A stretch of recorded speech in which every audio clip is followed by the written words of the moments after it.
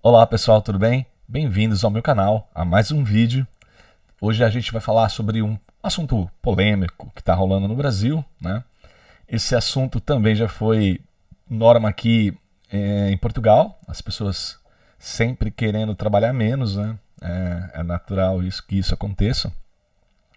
Eu fiz uma postagem recentemente no X e tive que apagar a postagem porque recebi xingamentos de tudo quanto é jeito.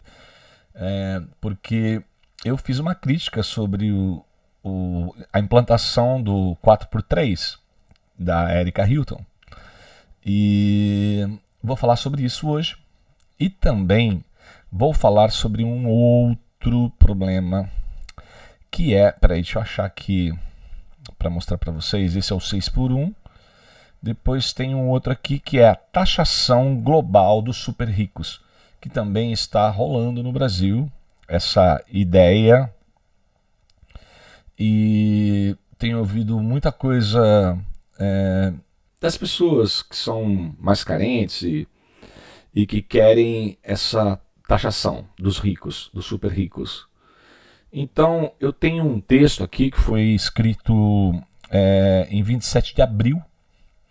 Esse texto foi bastante visualizado e tem bastante comentários e discussões nele.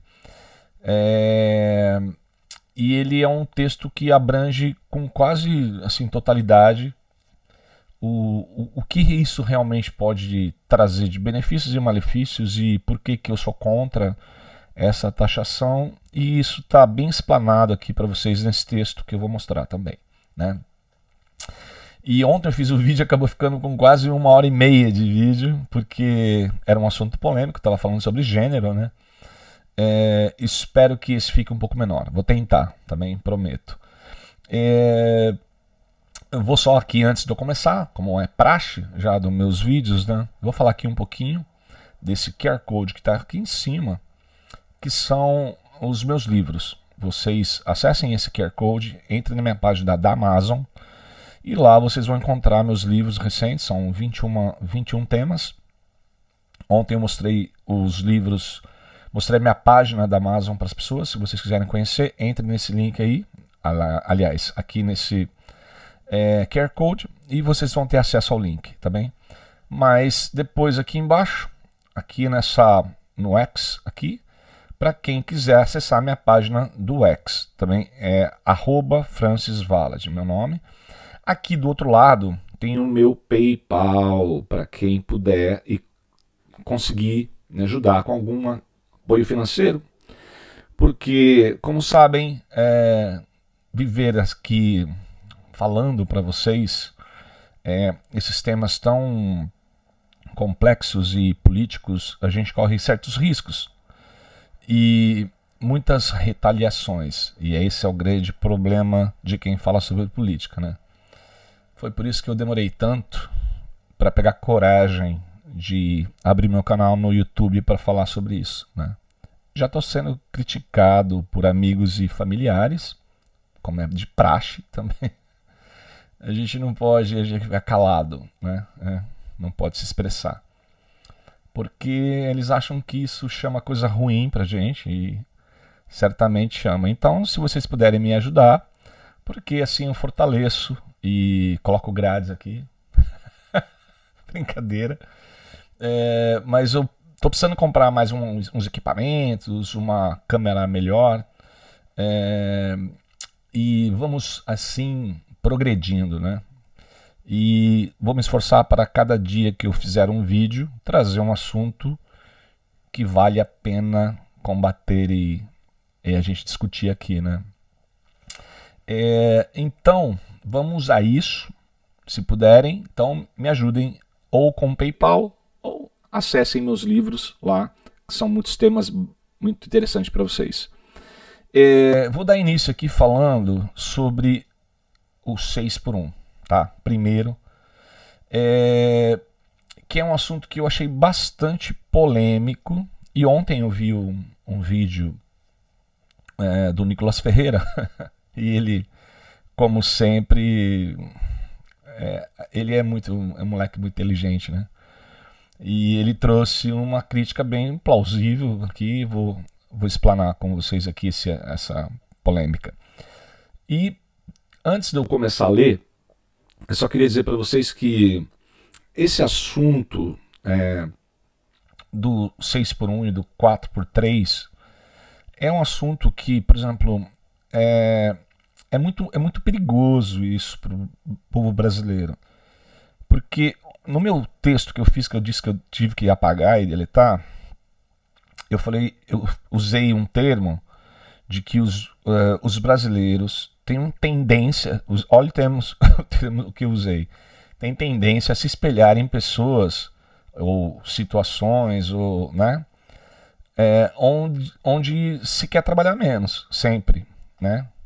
E aí já levaram pro lado que eu tinha chamado as pessoas de vagabundas e coisa assim, então eu não queria ofender ninguém e acabei retirando do ar o meu comentário. Mas o que acontece? No Brasil, gente, é um país ainda com características de terceiro mundo e um país pobre, né? Teoricamente, aliás, o Brasil, como país, ele é um país rico, todo mundo sabe disso, né? A matéria-prima e tudo que o Brasil pode oferecer, vocês não vão encontrar em lugar nenhum do mundo, só aí mesmo. O país é muito rico nesse ponto.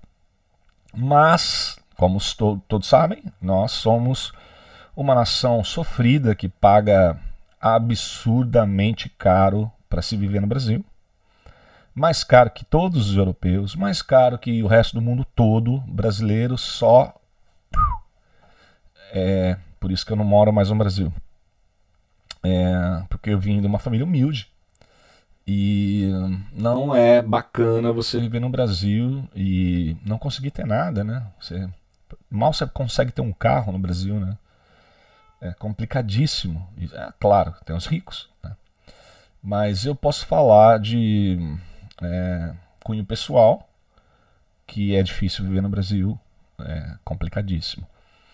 E no Brasil você consegue alguma progressão econômica, pessoal, se você trabalha, se você estuda, se você rala. Não cai as coisas do céu, né? Só para os progressistas, esquerdistas, comunistas que esperam a ajudinha do governo. Esses sempre, né? Mas tem um detalhe importante, que é assim, essa implementação do 4x3 que a Erika Hilton está tentando implementar, ela é uma utopia, na realidade. Já começa por aí, né? Por quê? Não se esqueça, eu vivo aqui na Europa. Aqui, quando apareceu essa notícia de alguns países tentando implementar aqui na Europa o 4x3, virou uma coqueluche, né? Todo mundo, 4x3, ficar em casa 3 dias e trabalhar 4, que vida boa, que maravilha. Ir pra praia, né? Passear, andar com o cachorro, que aqui eles fazem muito isso. Mas, gente, é bonito, né? Se o mundo já tivesse uma economia estável e onde a gente tivesse uma economia onde você pudesse ficar em casa, né? Não é o caso da maioria dos países, né? Somente os países que são muito poderosos e as pessoas têm um salário muito alto que conseguem fazer um negócio desse. Porque ele é bonito, toda a ideologia de esquerda tem esse mesmo problema. É lindo no papel, né? Quem que não quer ficar em casa 3 dias da semana? Semana tem 7 dias, trabalho 4, fico 3 em casa. Olha que maravilha, né? É o sonho de consumo de todo pobre, né? Só que, o que acontece, gente? Isso é uma utopia, porque a economia, principalmente num país pobre como o Brasil, ela precisa de trabalhadores, cara. A gente vive com a mão de obra brasileira, né? Não é só Brasil. Só que, por exemplo, eu acho que o 6 por 1, para ser bem sincero, eu acho um pouco de forçação de barra para o trabalhador. Eu acho que o remédio para essa situação é seguir o padrão que acontece aqui na Europa, não é o 4x3, que é o 5x2. Isso funciona bem.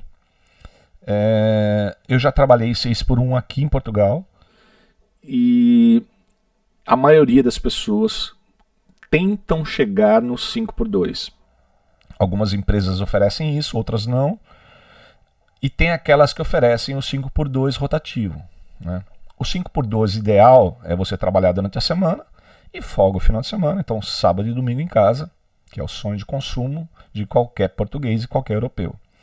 Mas tem aqui muitas e muitas empresas que fazem um 5x2 rotativo, que é você trabalha 5 dias e folga 2, mas ele é rotativo, não cai sempre no final de semana, né? Para aquela coisa de o funcionário, a empresa sempre vai manter o sábado e o domingo aberto, a maioria, né? Principalmente quem trabalha com comércio e restauração. Que aqui em Portugal, se vocês, aqui em Lisboa principalmente, é uma cidade que vive de turismo.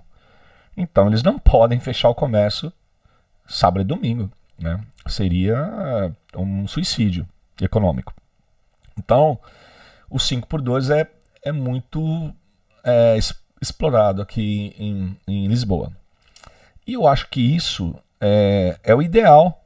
No caso do Brasil, se querem mesmo mexer nisso, porque eu acho que o 6x1 ele é um pouco demais, assim. A pessoa trabalha muito, é exaustivo.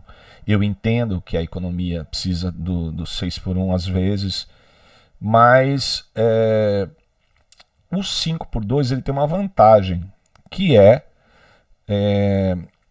as empresas acabam tendo que empregar e o governo vai ter que se adaptar a isso, né? É óbvio. Tem que empregar mais pessoas para que as coisas funcionem como se deve, né? E aqui tem uns part-times para tampar esses buracos. Às vezes precisa de um part-time para conseguir que aquele período não fique sem os funcionários. Então eles fazem um mexido aqui que acabou, principalmente aqui em Portugal, deu certo o 5x2. Não é toda empresa que faz, ainda tem aqueles que querem manter o 6x1 também. Só que eu acho um pouco cansativo e só as empresas que são mais radicais assim que estão mantendo isso ainda, tá? O 6x1. O projeto da Erika Hilton, ele não é nem lá nem cá, né? Ele é o exagero, né? 4x3 no Brasil, um país que ainda está gatinhando economicamente, seria pedir para falir o país, né? Porque se você pensar que o 5x2 já gera problemas, imagina o 4x3. Porque se uma empresa, uma pequena empresa, o cara abre um café, uma coisa básica para explicar. Ele tem um funcionário que trabalha, olha só, trabalha 4 dias e folga 3. Ele vai precisar ter 2 funcionários para servir café. Tá, tudo bem. Olha, legal, né? Ele pague 2 funcionários, né? É o que os caras querem. Só que acontece, gente, no Brasil, você ter 2 funcionários num café é quase impossível, né? Com as taxas governamentais que você tem que pagar. Porque o salário que vai para o funcionário é metade do salário que o patrão paga é para o Estado, o outro é para o funcionário. Então, o patrão ele já paga 2 salários, um para o funcionário e um para o governo. Se ele colocar mais uma pessoa, ele vai pagar 4. O que acontece? Quebra a empresa.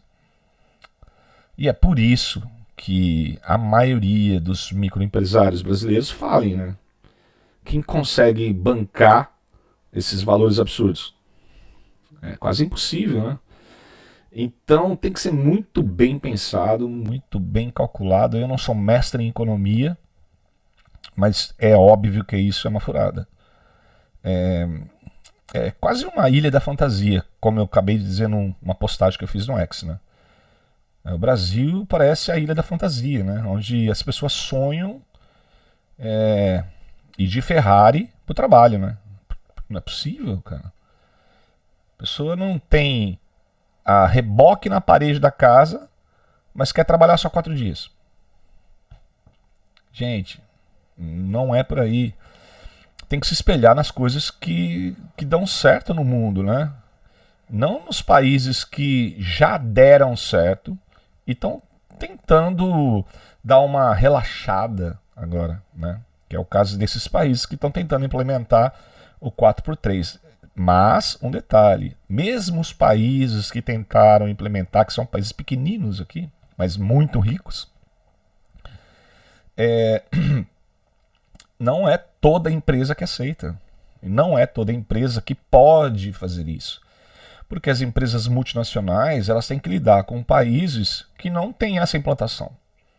Então, o que acontece? Um mercado internacional, o cara está aqui na Europa negociando com os americanos ou com o Brasil e tá. O que acontece com a China?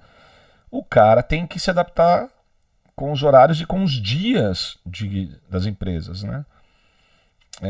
Então isso tudo é custo, né? E demanda. Então é complicado. Tem que se ajustar e nem sempre isso vai dar certo. Então a coisa mais difícil e que vocês devem ver aí nesse ponto é o custo-benefício disso. É funcional? Vale a pena? Vale a pena só para quem? Vale a pena para o funcionário, né? Que já é caríssimo no Brasil. O que vai acontecer com a empresa? Isso é uma coisa que levou muito tempo para eu assimilar. E hoje eu posso falar com vocês, as pessoas até me xingam por causa disso. Para variar, né? Fala assim, você é o pobre que tem síndrome de ser rico. Não, não é isso, não. Tem inteligência. Porque os caras acham que o patrão ele tem obrigação só tem obrigações de pagar e ficar quieto. O patrão no Brasil ele é assim, né? E o Estado aperta todos os patrões, cara. No Brasil você entra com uma ação judicial ali trabalhista, você fecha a empresa. Só que o brasileiro esquece que quando você fecha uma empresa, você perde o emprego, porra. Como é óbvio, né? E depois reclama que não tem emprego no Brasil, porque o governo apertou tanto as microempresas que elas falem, cara. Quem que aguenta, né? Taxas e taxas e taxas. Não aguenta pagar um salário que o governo quer que as empresas paguem e tanta taxa em cima, né? Então é uma coisa que vocês têm que ponderar aí, colocar na mente que nem sempre a culpa é do patrão, né? Tá, tem exploração em todos os lugares do mundo. Mas vocês têm que pensar nisso, que às vezes o cara abre uma pequena empresa, ele quer vender ali um cachorro quente. O cara vai lá e mete um processo trabalhista nele e pô, acabou com a empresa do cara, pá. Vocês acham que é assim, né? Ele tem dinheiro e ele anda de carro e eu ando de uma... Porra, mano. E o investimento, né? Então falta um pouquinho desse bom senso aí das pessoas que querem mudar de vida no Brasil, né? Desse conhecimento da verdade, né, econômica. As pessoas só adoram reclamar e querem derrubar os patrões. Vou dar outro exemplo. Olha, nem li a matéria ainda, já estou falando horas aqui. Um exemplo clássico aqui de Portugal. Todos os casos que acontecem das pessoas que entram com ações contra as empresas, aqui em Lisboa, pelo menos que eu sei, porque a minha esposa trabalha com RH e eu sei mais ou menos como que isso funciona. São brasileiros. A maioria. Eles chegam aqui e movem logo uma ação contra a empresa. Porque no Brasil funciona. Mas aqui a lei é um pouco diferente. A lei aqui protege é mais equilibrada com os patrões e com as pessoas, com os funcionários. Até eu acho que tem mais dão mais atenção às empresas para as empresas não falirem. Tem, é lógico, os os trabalhadores aqui também têm muitos recursos que eles podem recorrer, mas é equilibrado, não é como no Brasil, que qualquer advogado lá adora pegar casos desses aí, porque entrar contra a empresa é ganhar, na certeza, né? Porque no Brasil as leis só favorecem os funcionários, né? E o patrão se vire, né? Se vire.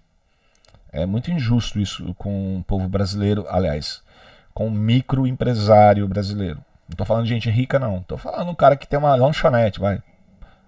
O cara tá ferrado. Se ele tiver um funcionário ali mal intencionado, ele tem que fechar a empresa porque o cara vai meter um processo nele. É muito ingrato isso, né? Mas vamos lá voltar a falar do 6x1 e vou ler aqui a matéria agora. Deixa eu mudar de cena. Tá aqui. Análise definitiva sobre a PEC do 4x3 de Erika Hilton. Tá tudo bem? Tá. A deputada Erika Hilton, PSOL São Paulo, propôs uma PEC revolucionária, ou melhor, ilusória, para salvar os trabalhadores brasileiros do cansaço da jornada 6x1. 6 dias de trabalho e 1 de descanso. Instaurando o modelo 4x3. 4 dias de trabalho, 3 de descanso. Com redução para 36 horas semanais. Claro, sem mexer no salário. Ela sugere que esta PEC colocaria o Brasil na vanguarda mundial da redução de jornada. Mas vamos falar sério. Essa proposta é uma tentativa de aplicar no Brasil uma economia combalida e desigual. Um modelo que mal funciona em países economicamente estáveis. Não funciona nos estáveis, imagina no Brasil, onde é a ilha da fantasia. Erika Hilton é um complexo... Peraí, deixa eu ler de novo. Erika Hilton é o complexo de metro e Ferrari. Metrô e Ferrari. Eu já falei aqui, né? As pessoas que querem usar e trabalhar de Ferrari, né? Vamos lá. Imaginar o Brasil funcionando na escala 4x3 é como achar que o trabalhador brasileiro pode trocar um metro por uma Ferrari e ir ao trabalho, ignorando completamente as complexidades econômicas e culturais brasileiras. A deputada aparenta querer empurrar uma utopia inspirada em países ricos europeus para o Brasil, acreditando que isso não traria nenhum impacto à economia. A verdade, no entanto, é que a maior parte da Europa segue o modelo 5x2. E mesmo nos poucos lugares onde o 4x3 é tentado, os resultados são questionáveis. Não dá para comparar a realidade de economias sólidas com a nossa. Nicolas Ferreira. E o desafio da lógica burocrática. Nicolas foi certeiro em sua crítica. A própria proposta tem falhas aritméticas e de planejamento. A conta básica de Hilton para sua jornada semanal de 36 horas, com 4 dias de trabalho a 8 horas diárias, dá 32 horas. É isso mesmo. Nem a matemática da proposta fecha.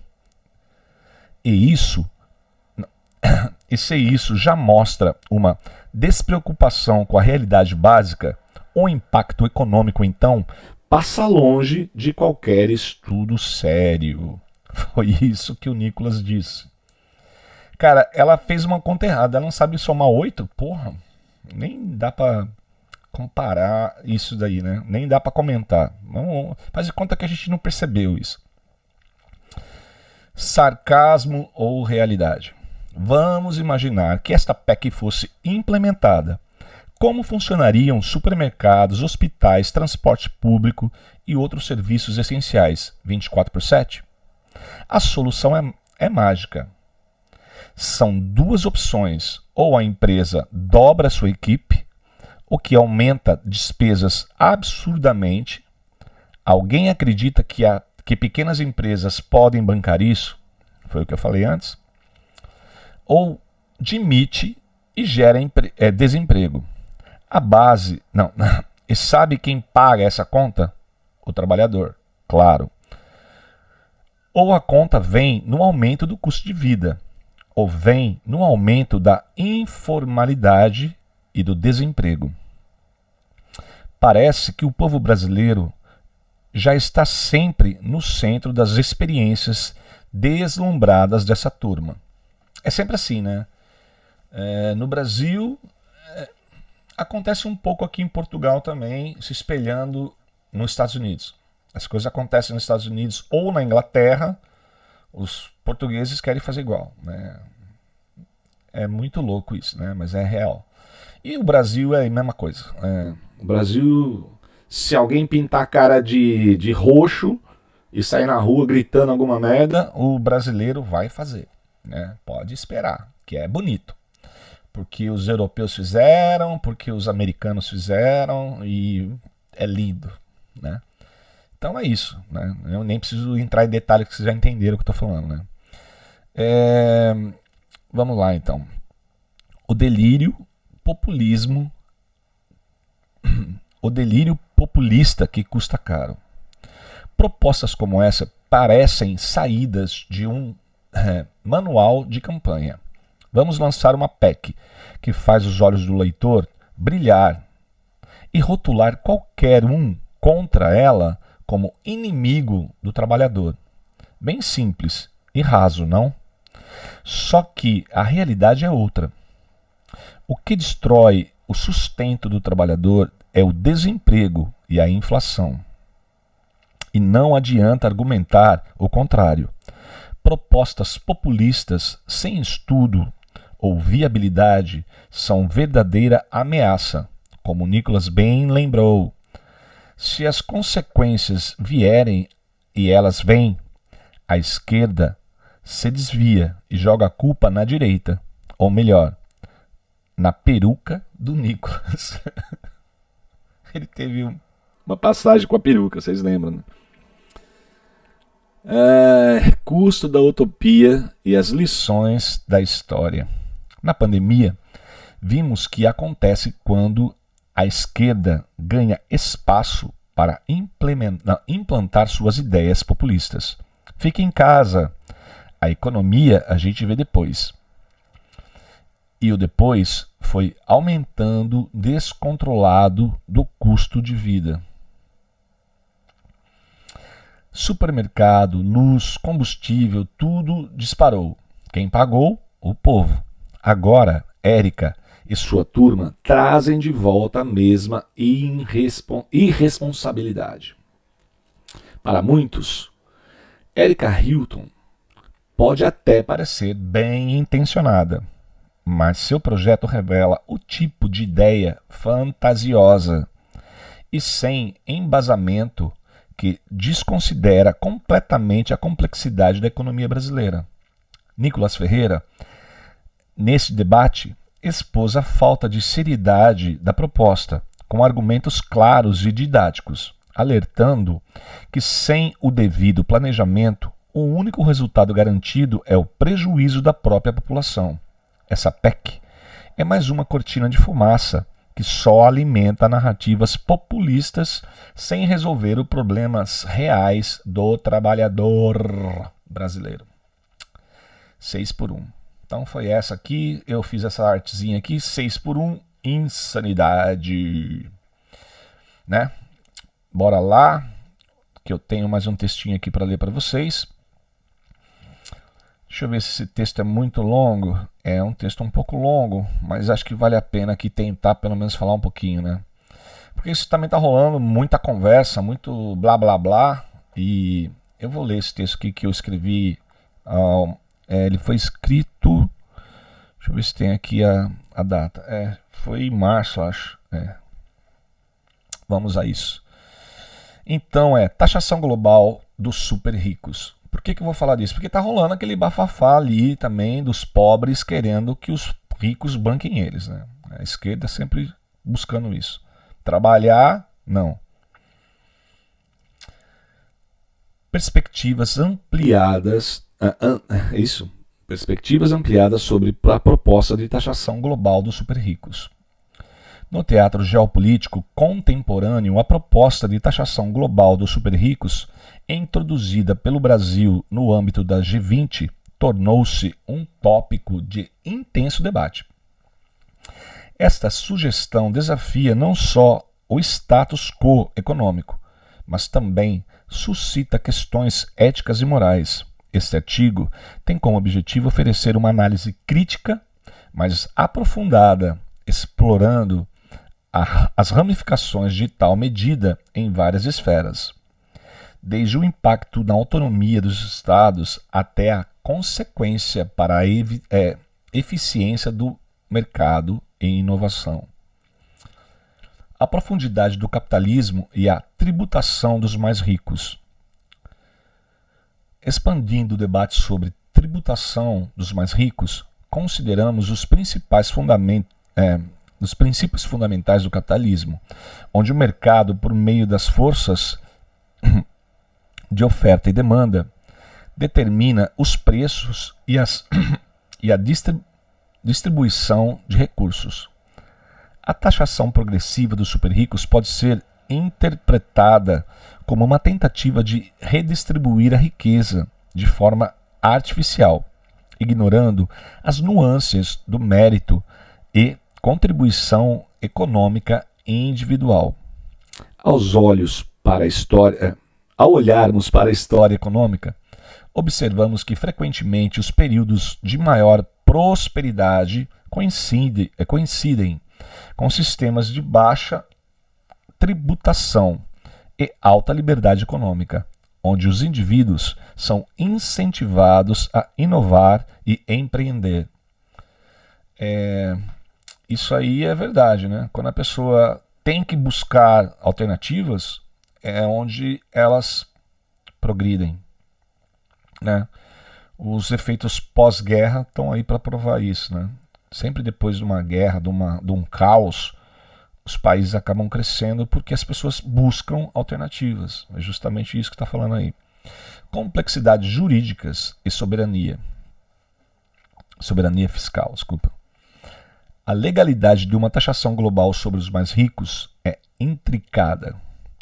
Enfrentamos a problemática da interferência em políticas tributárias soberanas, o que implica em questões de direito internacional e a possível necessidade de tratados que superem as leis nacionais. Tal proposta requeriria um acordo sem precedentes entre nações com políticas fiscais e necessidades econômicas distintas, levantando o fantasma de uma homogeneização tributária, que poderia sufocar a individualidade econômica e a inovação financeira de cada país. Impacto econômico de uma política fiscal global. Vamos lá. Do ponto de vista econômico, a taxação global uniforme dos super ricos poderia ter uma repercussão significativa na mobilidade do capital global. A tributação uniforme ameaça perturbar o equilíbrio delicado entre a atração de investimentos estrangeiros e a manutenção de uma base tributária robusta. A ameaça de uma política fiscal global pode criar um ambiente menos hospitaleiro para negócios e inovação, potencialmente deslocando a riqueza para mercados emergentes ou paraísos fiscais. Opa, passou um fusca aqui. Paraísos fiscais que resistam a tais medidas.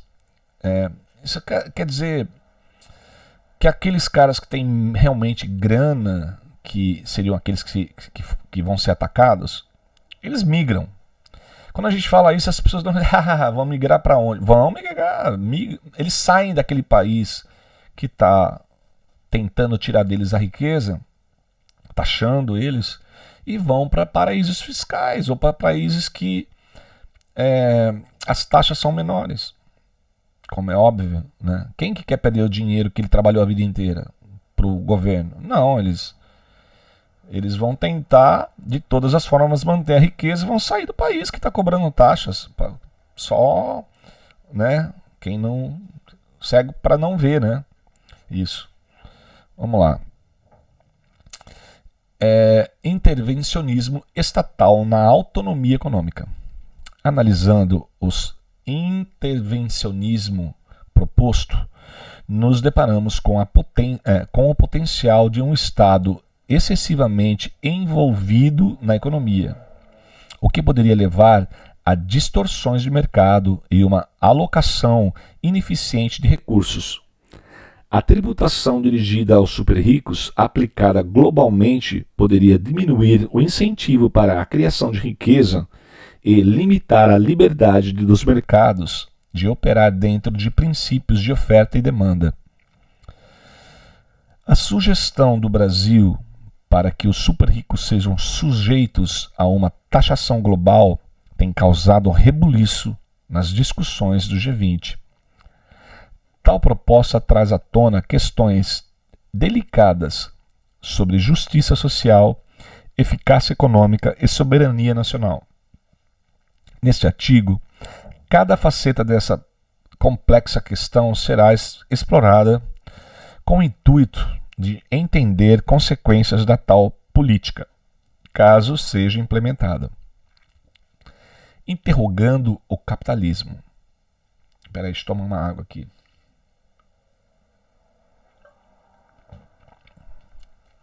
O núcleo da análise da tributação dos super-ricos reside um questionamento profundo dos fundamentos do capitalismo. Esse sistema, que premia a inovação e a eficiência, opera sobre a premissa de que o sucesso financeiro é alcançado e mantido por meio da competência e do empreendedorismo. Ei, caramba, essa palavra é chata demais. Empreendedorismo. A imposição de uma taxação que busca redistribuir a riqueza diretamente pode ameaçar esses princípios, desincentivando os impulsionadores do crescimento econômico e a geração de riqueza. Em uma análise mais profunda, é vital questionar que tal medida afetaria a movimentação para sucesso empresarial e a acumulação de capital, que são os propulsores da inovação e do progresso. Deixa eu ver se falta muito. Gente, é complicado, né? Vamos lá. Eu escrevo textos longos e depois não consigo nem ler aqui para vocês. Uma análise jurídica. Vamos falar sobre isso aqui que é mais... E tá bom, né? Do ponto de vista jurídico, a proposta de uma taxação global choca-se com o princípio de soberania fiscal. Cada nação possui um arcabouço jurídico único que reflete suas circunstâncias socioeconômicas particulares. Impor uma taxa padronizada aos super-ricos ultrapassa as fronteiras do direito tributário interno e invade o território da autodeterminação financeira. Um aprofundamento nesse tópico revela uma tensão entre a necessidade de cooperação internacional e o respeito pela diversidade legislativa, um dilema que requer um escrutínio criterioso. Está dizendo aqui é que cada país rege a sua própria economia de uma forma que essa implementação da taxação dos mais ricos no mundo é um problema sério. Porque tem país que vai aceitar e tem país que não. E como é óbvio, né, o Brasil está tentando isso porque ele é um país pobre. Se fosse um país onde a sua maioria populacional fosse rica, não ia estar tentando isso, né? Então isso aí é coisa de, mais uma vez, né, é coisa de esquerdista tentando justificar que os ricos têm que pagar por eles, né? E é isso. Gente, como meus vídeos são longos, eu vou parar por aqui nesse texto. Acho que eu já falei o suficiente para vocês sobre esse artigo. É um artigo longo. Tá aqui a taxação global dos super ricos. O que eu vou fazer? Eu vou deixar igual eu fiz ontem. Como é um texto que eu quero que vocês leiam na íntegra, eu vou deixar o link aqui no corpo do vídeo. Peraí, deixa eu sair dessa tela, voltar para outra. Vou deixar o link aqui no corpo do vídeo para vocês poderem acessarem aqui no X, na minha conta do X, para vocês lerem na íntegra esse artigo, tá? Se alguém se interessar, né? Porque eu sei como que é. As pessoas preferem às vezes ver eu falando aqui do que lerem o artigo. Mas eu acho que o que eu disse aqui sobre o artigo já é o básico para vocês, né? O artigo está lá para quem quiser se aprofundar um pouco mais, porque ele tem mais outras vertentes aí de entendimento, né? Eu acho que as duas coisas que a gente falou hoje aqui, tanto o 6x1 como a taxação global dos super ricos, são pautas totalmente esquerdistas, né? No meu ponto de vista, as duas. Por isso que eu coloquei as duas pautas. Por quê? As duas mexem na economia, gente. E é sempre esse o foco. Mexer na economia do país. Os pobres ficarem cada vez mais tranquilos e dependentes do Estado. E vamos destruir a economia do país. O rico que banque a gente, né? Os agricultores, que são todos milionários, que banquem a gente, e a gente vive aqui nas custas do governo.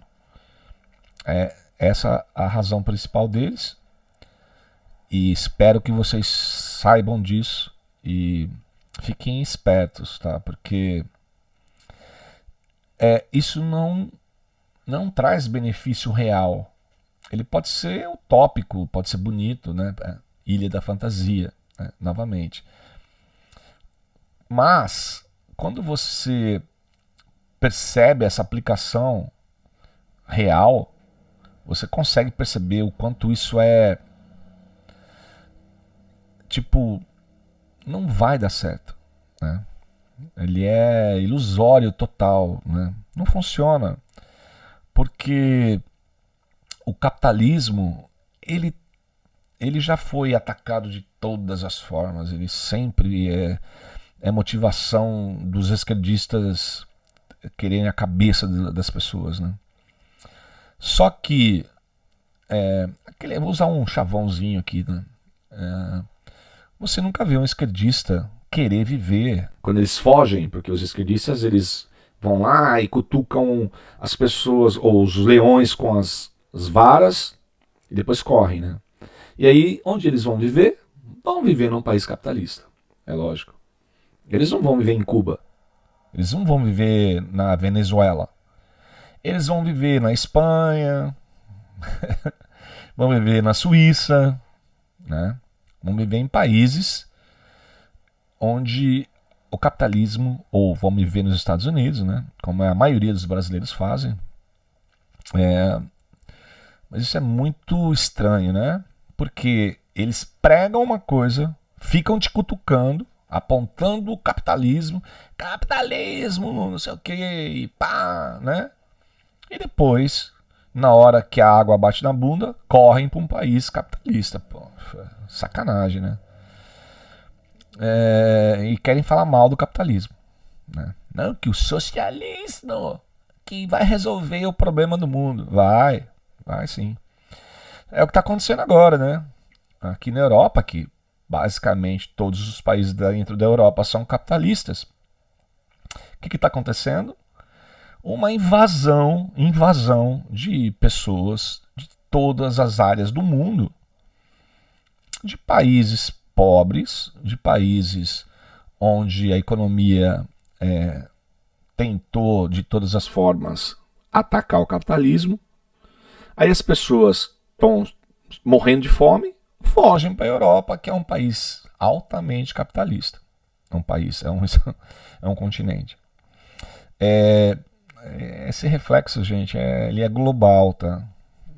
Onde tem o capitalismo, as pessoas veem as outras crescendo e querem crescer também.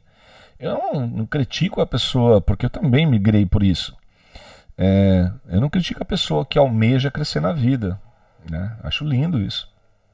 A pessoa que busca conhecimento, quer estudar, quer ir para um país onde ela tem a oportunidade de capitalizar, né? Vai para os Estados Unidos, vem para a Europa, porque as chances são melhores do que viver num país socialista.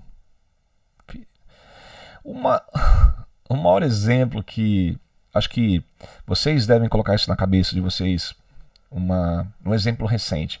Até então eu usava sempre falar das Alemanhas, né? Do que aconteceu nas Alemanhas, do nível de diferença que tinha entre uma Alemanha e a outra, entre uma capitalista e uma socialista. Isso todo mundo sabe, a história já contou isso, né? Mas recentemente nós temos as duas Coreias. Gente, que exemplo maior disso? É engraçado que toda vez que você fala para um socialista comunista, olha lá o que está acontecendo na Coreia do Norte, olha lá, sabe o que eles falam? Que aquilo lá é ditador, aquilo lá não é socialismo, que aquilo lá não é comunismo, aquilo lá é um ditador. E chamam ele até de capitalista. Não assumem de jeito nenhum que aquele cara é um comunista, né, socialista. Aí, atravessando o muro ali, na divisão ali de uma Coreia para outra, porque, gente, a Coreia já foi unificada. Não existia Coreia do Sul e Coreia do Norte, era uma Coreia só. A partir do momento da separação, virou Coreia do Norte e Coreia do Sul, com a implantação socialista e comunista de um lado, e o capitalista ficou do outro. O que acontece? A evidência está aí da prova. A Coreia do Sul é uma potência mundial hoje, em cultura, em bem cuidar familiar, cinema, né? A Netflix está aí para provar. Quem que já não viu um dorama? Aliás, eu adoro, gosto muito. Quando eu estou com a mente poluída, eu adoro ver um dorama porque tem uma coisa muito legal dos doramas, que até eu indico para todo mundo, mesmo que você não gosta de ver os asiáticos atuando, tem uma coisa muito legal dos doramas, que é o seguinte: eles conseguiram manter a essência humana nas séries deles. Isso eu acho fantástico, cara. Coisa que os americanos já perderam, os europeus já perderam.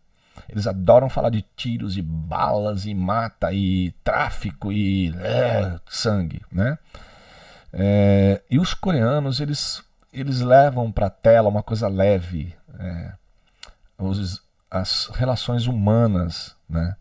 De um namoro, aquele namoro puro, a paquera, a conquista.